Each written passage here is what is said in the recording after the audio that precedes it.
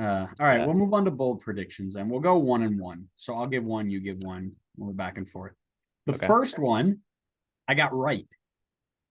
I said Josef Martinez would not score more than 7 goals this year. And he hit 7 with a penalty in like the last 2 games or something like that. But he only had 7, so I was spot on with that one.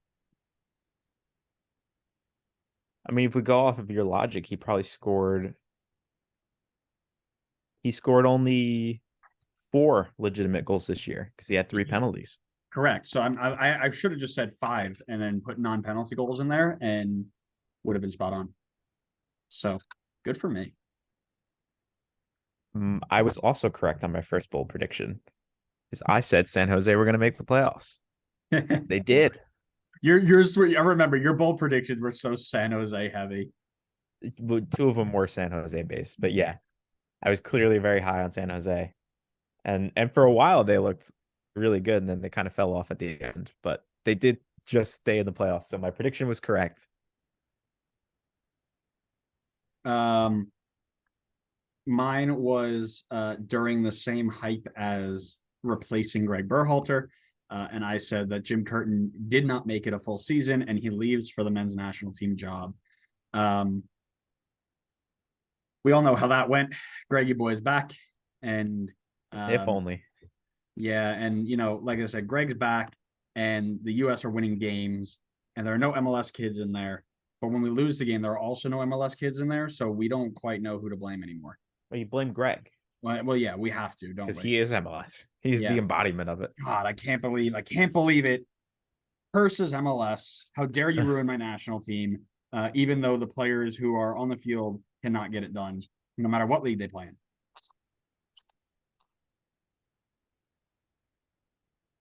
What's your second one? Sorry, I zoned out. Yeah, I could tell. I'm looking at stats. Oh, good. That's that's a good way to zone out.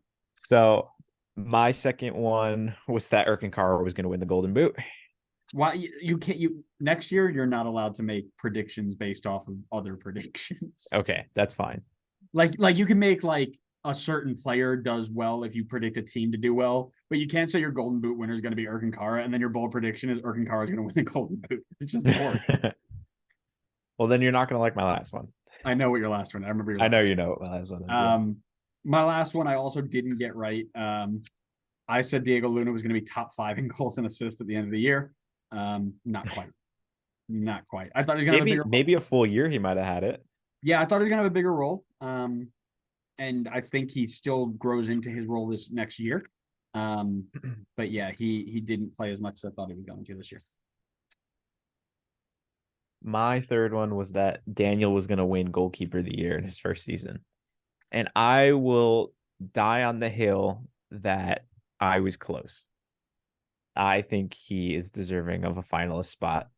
He the only thing that I think hurt him the most was that he split time with JT at the start of the season, but he's second highest in our favorite stat. He had the second highest saves per 90 behind Petrovic, who's not even in the league anymore. So in terms of guys in the league who had like a decent amount of minutes, basically more than 10 games played this season, he was number one. In terms of guys who are still in the league who play in a blue goalkeeper jersey with that are known by their first name and their first name only. I did not. Daniel is the best of the best. Don't get me wrong. In terms of Brazilians named Daniel, he is number one. He was fourth highest in save percentage, second highest in our favorite stat, number one in saves per 90. I don't think that was a bad prediction. I think it's not going to be right. Don't get me wrong. This is Roman Berkey's award to lose, but I think I was not far off.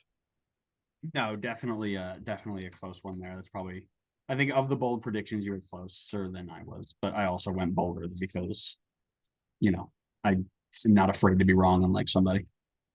Um, we have to add 2 more predictions for next year, which I just realized they give, and it's referee of the year and assistant referee of the year. There's no shot you're having me pick referee of the year at this. I No, can't even name a referee. we need to pick referees of the year to make watching games of that referee even more fun.